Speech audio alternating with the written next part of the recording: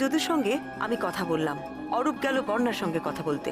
করবী ও যদু স্বীকার করলো যে তারাও হার খোঁজার চেষ্টা করেছিল, তবে নিজেদের জন্য নয়, রিখিয়ার জন্য। তাদের কথা মতো রাতে তারা 3 মেয়েকে লুকিয়ে হার খুঁজতে দেখে। বর্ণার বক্তব্য, সে নিজে খুঁজে বার করবে তার মায়ের খুনিকে। জানা গেল যে তার ঘরের গোয়েন্দা গল্প বইগুলো শুধু বর্ণার একার নয়, বাকি বোনেদের বইও সেখানে রয়েছে। তার বাবা অনিশ বাবুও গোয়েন্দা গল্প পড়তেন এবং বিতান বাবুও। বাহ, এখানে তো দেখছি দেশি বিদেশি সব গোয়েন্দা গল্পই আছে, শুধু একজন নেই। জানেন কে? কে বলুন তো? ব্যোমকেশ।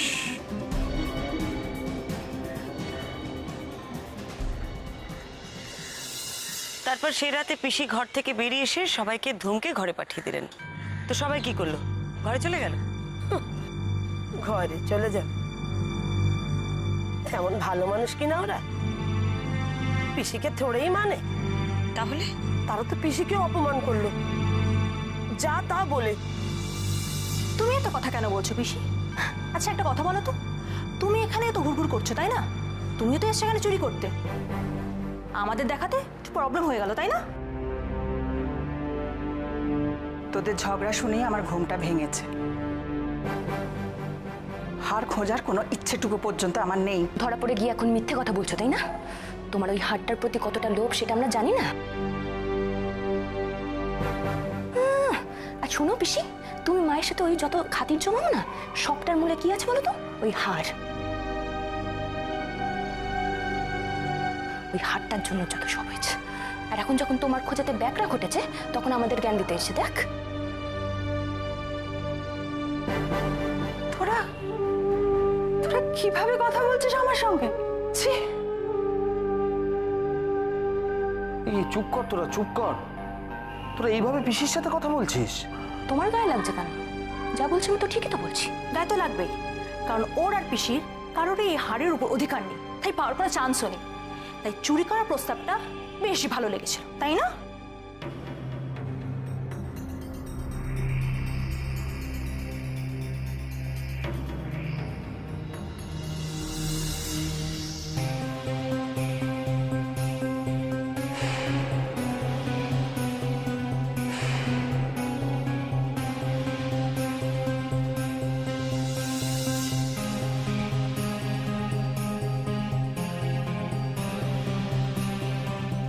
বাহ, চমৎকার।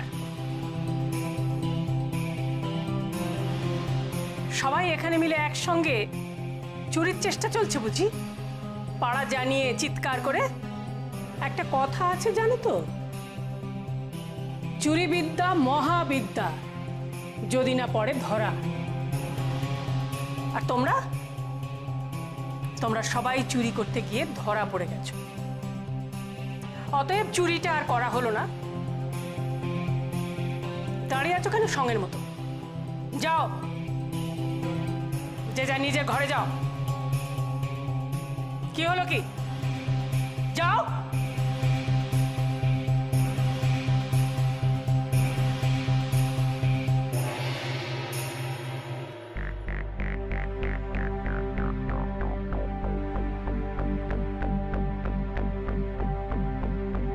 যদু, করবী। হ্যাঁ গিন্নিমা। আমার একটু চা করে দে, আমি ছাদে আছি।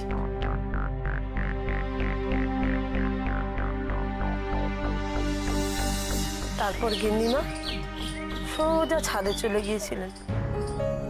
কিছু বললেন না? ওই ঘটনায় বোধহয় গিন্নিমা গুম হয়ে গিয়েছিলেন, আর আমি চা করতে চলে গেলাম। আর তুমি কি করলে? আমি ওই ঘরে চলে গেলাম। ওনার মনের অবস্থা কিছুটা আঁচ করতে পারি। মেয়েদের এই রূপ দেখার পর ছি ছি ছি, একটা হারের জন্যে রাত দুপুরে বাড়ি শুদ্ধ লোক এইভাবে ঝগড়া করছে।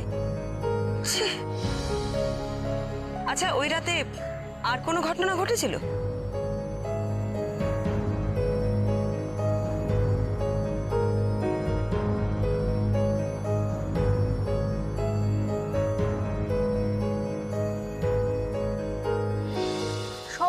আছে, কিন্তু ব্যোমকেশটা নেই কেন? কি ব্যাপার, ব্যোমকেশ উধাও? আরে আমার কাছে একটা ফুল ভলিউম ব্যোমকেশ ছিল, সেটা গেল কোথায়? অদ্ভুত। বইটা তো বেশ মোটা, কোথায় গেল বলুন তো? ঠিক মনে পড়ছে না আপনার?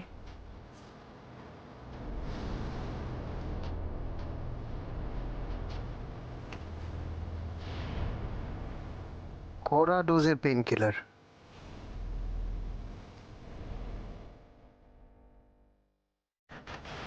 কোথায় চোট পেয়েছিলেন আপনি? মানে? মানে কড়া ডোজের পেন কিলার, তাই? পুলিশ আবার এখন ওর সঙ্গে কি কথাবার্তা বলছে? এমনিতেই মেয়েটার শরীরটা ভালো নেই। এই তো তুই তো বলছিলি সকাল থেকে মাথা ধরায় কষ্ট পাচ্ছে। এমন সময় ওকে জিজ্ঞাসাবাদ করে কেউ? হ্যাঁ, এদের না কোনো কাণ্ডজ্ঞান নেই, জানিস তো? আরে ওদের তো রুটিন কাজগুলো করতেই হবে। হ্যাঁ, বর্ণা সব সামলে নেবে মেজদা, তুমি এসব নিয়ে একদম অস্থির হয়েও না। আর তুই বা কেন তখন ওই অফিসারটাকে ওর ঘরে নিয়ে গেলি? বলে দিলি বা তুই ওর মাথা ধরেছে, ও এখন কথা বলতে পারবে না। দাদা, ওরা খুনের মামলা তদন্ত করতে এসেছে, মাথা ধরার কথায় ওরা থেমে থাকবে? আর তাছাড়া এটা ওদের ডিউটির মধ্যে পড়ে। আর তদন্ত যে যাবার সে আমাকে ভাসিয়ে দিয়ে চলেই গেল।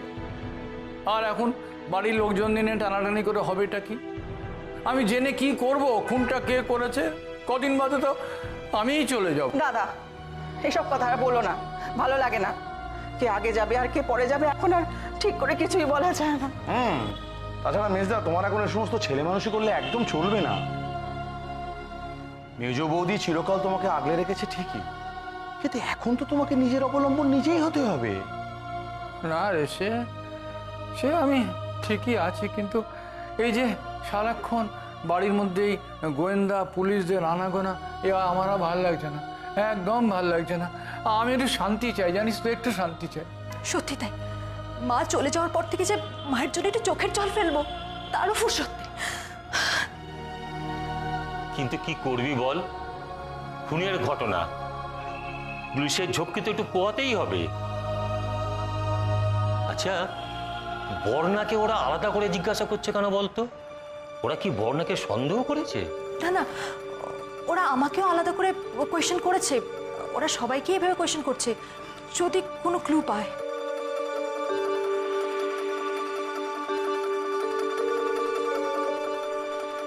What's your problem man? এত কিউরিওসিটি কিসের আপনার? আমার প্রফেশন। আমার পার্সোনাল ম্যাটারে ইন্টারফেয়ার করাটা নয়। এখানে আমার পারমিশন ছাড়া আপনি কোনো জিনিসেই হাত দিতে পারেন না। So leave. বিনা অনুমতিতে আপনি পুলিশগিরি ফলাতে এসেছেন। আমি কিন্তু চাইলে আপনার এগেইনস্টে স্টেপ নিতে পারি। মিস গুপ্তা, আপনি ভুলে যাচ্ছেন যে আমি বল্লরী গুপ্তর মার্ডার কেসটা ইনভেস্টিগেশন করছি, তো আমি যেরকম ইচ্ছে প্রশ্ন করতে পারি। Please officer. আর একটা জিনিসও আপনি ভুলে যাচ্ছেন, যে কেসটার আপনি প্রাইম সাসপেক্ট।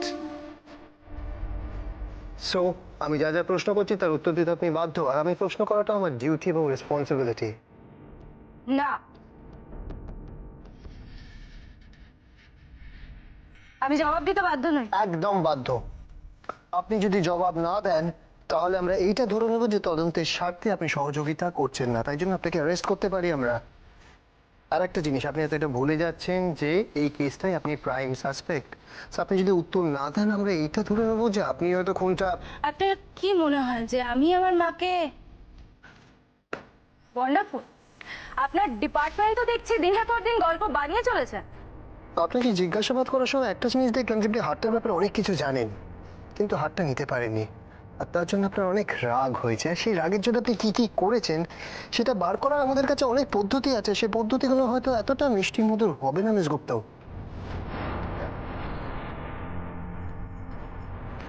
মিস গুপ্তা, আপনি কিন্তু আমার সভ্যতার সুবিধা নিচ্ছেন।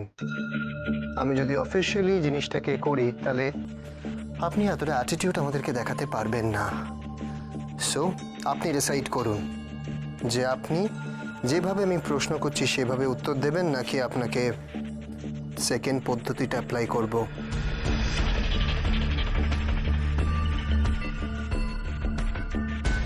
কি হলো? তার মানে আরো কিছু ঘটেছিল সে রাত্রে?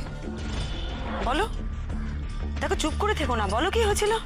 না, তেমন কিচ্ছু ঘটেনি। গিন্নিমা ছাদে বসে চা খাচ্ছিল, আর তখন ওই বৌদিমণি মানে বিতান দাদা বাবুর বউ এসেছিল। স্বরলিপি সেখানে এসেছিল?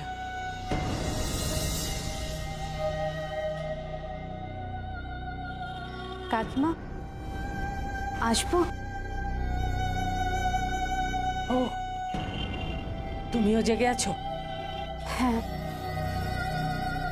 ওই রিকি আর বাবা বললো যে আপনার নাকি মাথাটা খুব ধরেছে, তাই ভাবলাম মাথাটা একটু টিপে দিই কাকিমা, তাতে যদি আপনি একটু আরাম পান। থাক, দরকার নেই। মাথার আর দোষ কি? যা সব হচ্ছে বাড়িতে, আর মাথা টিপে দিতে এলেই তো কানের কাছে ফিস ফিস করে বলবে। কাকিমা, হাতটা কোথায় রেখেছেন আমাকে দিন। আমার দরকার নেই, তুমি আবার সামনে থেকে যাও। কাকিমা, আপনারও আমাকে শেষ পর্যন্ত লোভী বলে মনে হলো? আপনি তো আমাকে কতদিন ধরে জানেন, এই বাড়ির কোনো জিনিসের ওপর আমার কোনোদিনও নজর যায়নি কাকিমা। কিন্তু কি করবো বলুন, মেয়েটার যে অবস্থা, বিশ্বাস করুন কাকিমা, আজ যদি মেয়েটার এই অবস্থা না হতো, আপনি যদি নিজে থেকে আমাকে ওই হারটা দিতে চাইতেন, ভগবান জানেন আমি আপনাকে কি উত্তর দিতাম। কিন্তু মেয়েটার মুখের দিকে তাকিয়ে আজ আর সে কথা বলতে পারি না। কাকিমা, আমি লোভী নই, কিন্তু আমি বড্ড অসহায়। আমরা একেবারে নিঃস্ব, তাই তো কাঙালের মতো সবার কাছে হাত পাচ্ছি। সত্যি তো, লজ্জা, ঘেন্না, মান সম্মান সব মুছে গেছে। কি জানি, আজকাল আর কাউকে বিশ্বাস করতে পারি না।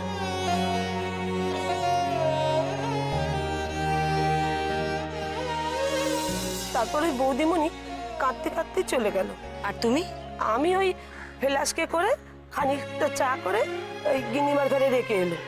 রাতে যদি দরকার পড়ে, গিন্নিমার মাথা ব্যথা ধরলে তো ছাড়তেই চায় না। যদু, করবি, আমি তোমাদের আবার বলছি, একটু ঠান্ডা মাথায় ভেবে দেখো সে রাত্রে আর কিছু ঘটেছিল কিনা। মানে যে ঘটনার সঙ্গে তোমাদের গিন্নিমার মৃত্যুর কোনো যোগাযোগ থাকলেও থাকতে পারে। দেখো, তোমরা তো বুঝতে পারছো, কিছু ঘটে থাকলে সেটা আমার জন্য জানা কতটা দরকার। হ্যাঁ, একটু মন দিয়ে ভাবো প্লিজ, কিছু কি ঘটেছিল? এমন কিছু নেই যা থেকে ওনার হাতটা কোথায় আছে সেটা জানা যেতে পারে? একটু ভেবে বলো তো আমায়, কিচ্ছু নেই?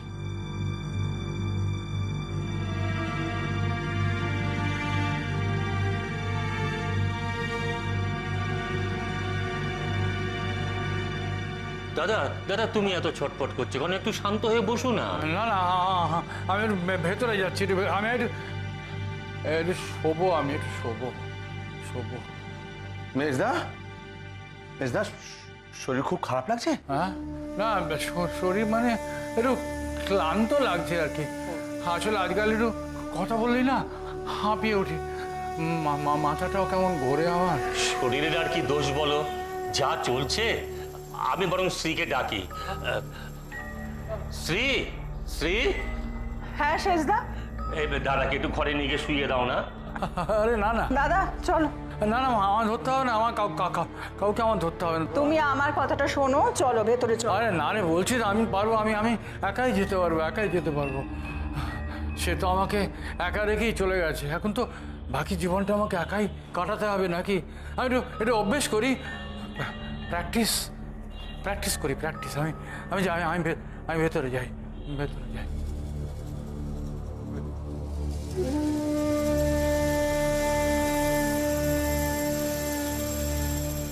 আপনি যখন চুপ করে আছেন, আমি এটা ধরে নেবো যে আমার প্রশ্ন করার পদ্ধতিটা আপনার খুব একটা ভালো লাগলো না।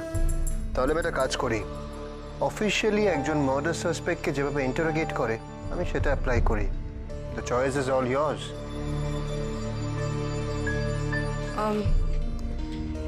বলুন কি জানতে চান?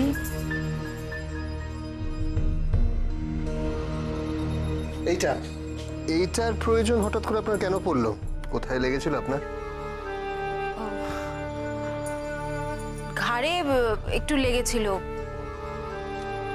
কিভাবে?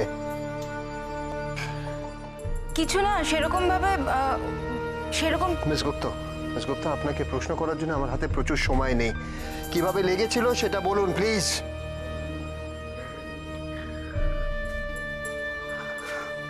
মা মারা যাওয়ার আগের দিন রাতেই ঘটনাটা ঘটেছে। আমি হাড় খুঁজতে গেছিলাম, আর তখন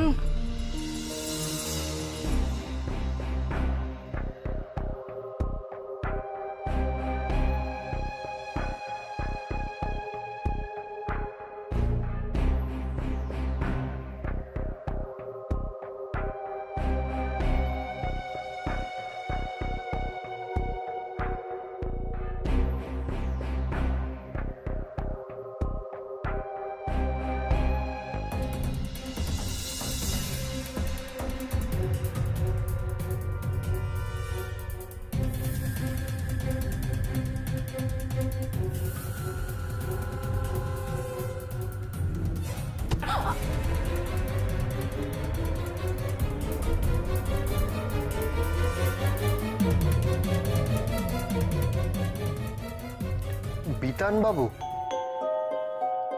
সেটা আগে বললেন না কেন? বলে কি হতো? আমার কাছে তো কোনো প্রমাণ ছিল না, ইভেন এখনো নেই। আর ওকে যদি বলা হতো তাহলে ও স্বীকারও করতো না। দেখুন অফিসার, আমি কিন্তু এমনি এমনি বলিনি। আমি জানি যে হারটা বড়দা নিয়েছে, তাই বলেছি। তার মানে আপনি জানতেন যে হারটা কোথায় আছে, আর সেদিন যখন আপনি হারটা খুঁজতে উঠেছিলেন তখন বিতানবাবু আপনাকে আঘাত করেছিল, আর আপনাকে আঘাত করে হারটা সরিয়ে নিচ্ছে, তখন আপনি হারটার সামনে ছিলেন তার মানে? হ্যাঁ তাই। আর তাই জন্যই আপনি এত জোর দিয়ে বলতে পারছিলেন যে বিতানবাবুই হারটা সরিয়েছে। আর আপনার ধারণা যে বিতানবাবু আপনাকে আঘাত করার পর হারটা ওখান থেকে সরিয়ে নেয়। ধারণা কেন হতে যাবে? আই এম শিওর যে হারটা বড়দাই নিয়েছে। আদারওয়াইজ হারটা যেখানে থাকার সেখানেই থাকতো। আমি স্বপ্নেও ভাবতে পারিনি যে ওই হারটার জন্য বড়দা এতটা নিচে নামতে পারে। আপনি জানলেন কি করে হারটা কোথায় ছিল?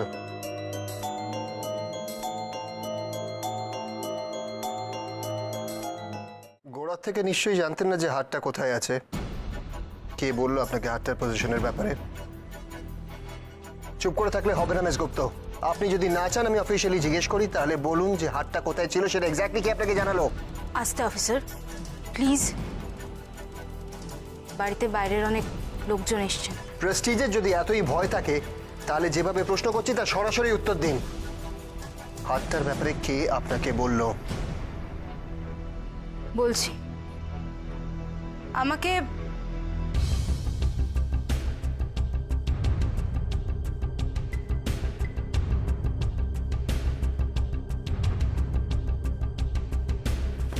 কে?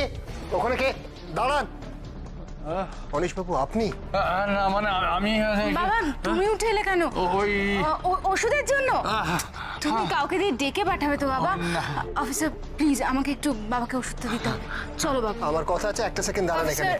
প্লিজ, আমার কথা আছে, দাঁড়ান। অনিশ বাবু, এক মিনিট, আমার একটু জরুরি দরকার আছে আপনার সাথে। আমার সঙ্গে মিসেস মিত্র, আমাকে বাবাকে ওষুধটা 2 দিতে। মিনিট, বেশি সময় নেব না। আপনি একটু ঘরে যান, আমি এক্ষুনি আসছি। যান, 2 মিনিট। চলো। চট করে বল, কি বললো? বাবু, অনেকগুলো ইনফরমেশন গ্যাদার করতে পেরেছি। বল্লরী গুপ্ত যেদিন মারা গেছিলেন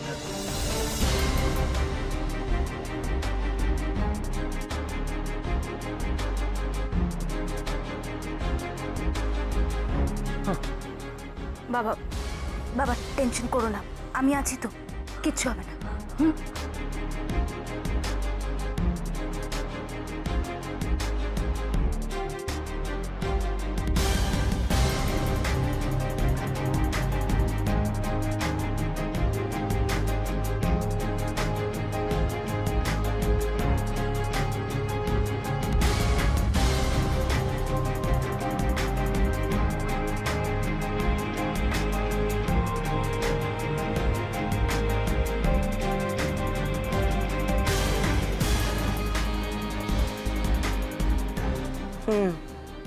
বুঝলাম। কি? ওই 2 রাতে এই বাড়িতে অনেক ঘটনা ঘটে গেছে, আর ওই ঘটনার মধ্যেই লুকিয়ে আছে বলরি গুপ্তর মৃত্যুর কারণ। এবার আমি বুঝতে পারছি অরূপ, বর্ণাকে কে বলেছে হার কোথায় আছে।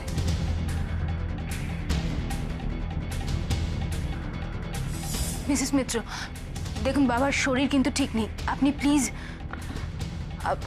অনিশবাবু, আপনি তো বর্ণাকে বলেছিলেন না যে হারটা কোথায় আছে?